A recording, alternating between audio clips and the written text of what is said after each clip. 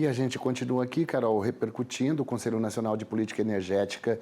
Essa decisão do Conselho Nacional de Política Energética é que autorizou o aumento de 27% para 30% na quantidade de etanol misturado à gasolina, chamada de E30, e a elevação de 14% para 15% da mistura do biodiesel no diesel, o chamado B15. A medida entrará em vigor agora em agosto. Sobre esse assunto, a gente conversa agora ao vivo com o presidente da Federação dos Produtores de Cana, o Paulo Leal, que está aqui com a gente. Paulo, obrigado por estar se juntado a nós, ter aceito participar aqui. Estamos ao vivo no AgroMais e no Terra Viva. Acho que, pelo que a gente percebeu, ninguém é contra a medida, né? É boa para o Brasil, é boa para todo mundo, né? Bem-vindo, Paulo. Bem-vindo, muito obrigado. Obrigado, Valteno. Obrigado, Carolina. Um bom dia a todos. Era uma medida assim muito esperada por todo o setor, especialmente por nós que somos plantadores de cana. Nós não somos indústria, somos plantadores de cana. E isso, no mínimo, aumentará, essa medida aumentará em mais de 1 bilhão de litros de etanol que será consumido durante o ano. Então, a partir do momento em que nós estivemos em 24, a Lei 14.993, que era o combustível do futuro, o país partiu para frente, não se importando, por exemplo, agora no momento, a guerra do Irã e Israel. Então, tem um problema aí de combustível, tem um problema de preço de petróleo, mas o Brasil, independentemente disso, tomou uma decisão de ter um combustível limpo, um combustível do futuro, um combustível renovável. E o Brasil o fez, né?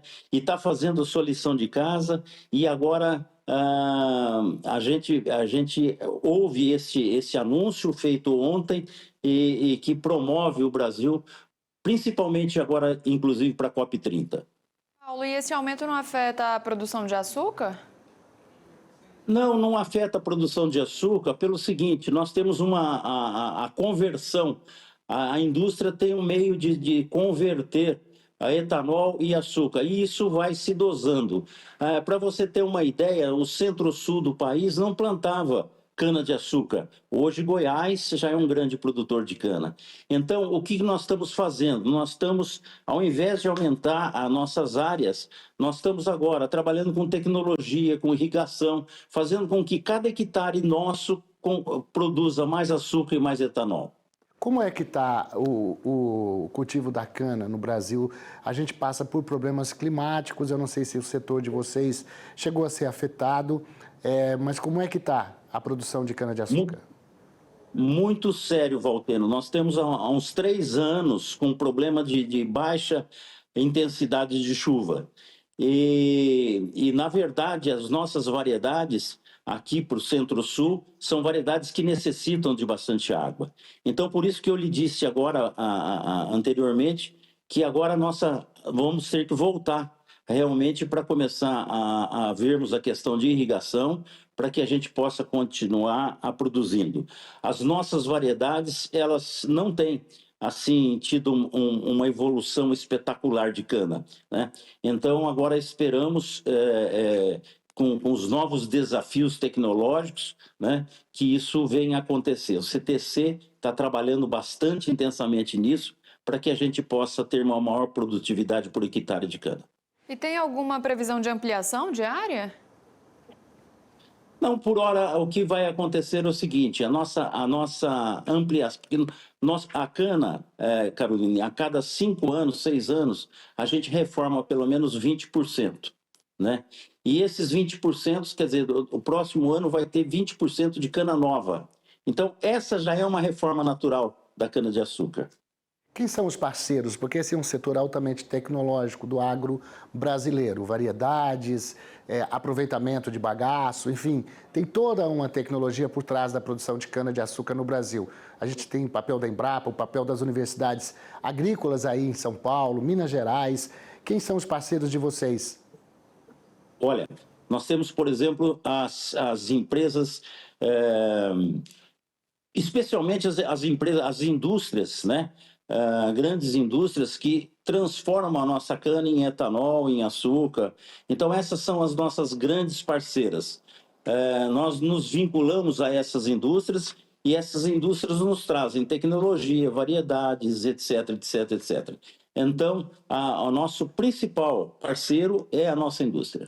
O ano passado, Paulo, teve muito problema nessa época do ano com relação aos incêndios que aconteceram no campo e houve uma perda substancial nas lavouras de cana. Para esse ano, a gente está também no meio desse período seco do inverno. Quais os cuidados que vocês estão adotando? Então, por exemplo, em São Paulo, já existe uma patrulha, feito um programa de desenvolvimento de queimadas, onde é feito toda uma proteção. E então as próprias indústrias e os fornecedores já têm pontos específicos de vigia, para que esses incêndios, se ocorrerem, sejam logo contornados. O ano passado, Valteno, você sabe que 90% dos incêndios foram incêndios criminosos, né? Então aí fica muito difícil para se combater, porque é um ponto aqui, o outro ponto acolá, mas enfim, o governo de São Paulo, o governo aqui do Paraná, aqui eu estou aqui na divisa de São Paulo, nós já tomamos várias providências no sentido de a gente ter maior número de fiscalizações em cima das nossas áreas, em cima das nossas canas. Paulo, e agora com essa aprovação aí, qual que é o desafio de vocês? O nosso desafio é colocar mais 1 bilhão de litros de etanol aí no mercado para o próximo ano. Essa medida começa a valer a partir de agosto, né? Então, e nós acreditamos no seguinte: nós temos a maioria hoje, 90% praticamente, 92% de carros flex no Brasil, mas somente 38% a 40% dos proprietários dos carros flex os têm abastecido com etanol. Então nós temos que sair da nossa bolha de comunicação e passar realmente a nos comunicar melhor com os consumidores, né? Para que esses consumidores possam aderir totalmente ao combustível etanol. Vocês lembram 20 anos atrás, qualquer coisa nesse sentido, o céu de São Paulo era preto, escuro, principalmente nessa época do ano, Valteno. Você olhava, caía fuligem negra, né, do céu de São Paulo. Veja hoje como está São Paulo. Então isso tudo se deve a um combustível novo, um combustível espetacularmente sustentável, feito por mãos de brasileiros, né?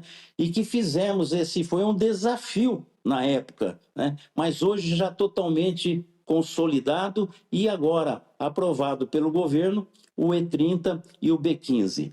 Não é o governo somente que fez isso, o governo, através do Ministério de Minas e Energias, o ministro Alexandre Silveira contratou o Instituto Mauá para que ele pudesse aferir números e ver se realmente o E30 e o B15 seriam convenientes para o nosso país. Então, é uma decisão sustentável, é uma decisão técnica, né? E vamos correr atrás disso para que esse Brasil seja uma grande potência de biocombustíveis, de combustíveis renováveis do mundo. Paulo, obrigado pela sua participação aqui. A gente sabe que o etanol é um orgulho brasileiro mesmo. O carro a etanol é uma coisa que admira o mundo inteiro. Que vocês consigam produzir 1 bilhão de litros, até mais, e que isso possa ser o começo de uma história para a gente poder apresentar novamente ao mundo, né, em COP30 aí, e a gente poder diminuir e o agro cada vez mais contribuir para as energias sustentáveis. Obrigado e parabéns, tá? Obrigada, Paulo. Um bom dia para você, Valteno, um bom dia para você, Carolina, um bom dia para todos vocês. Obrigada pra gente.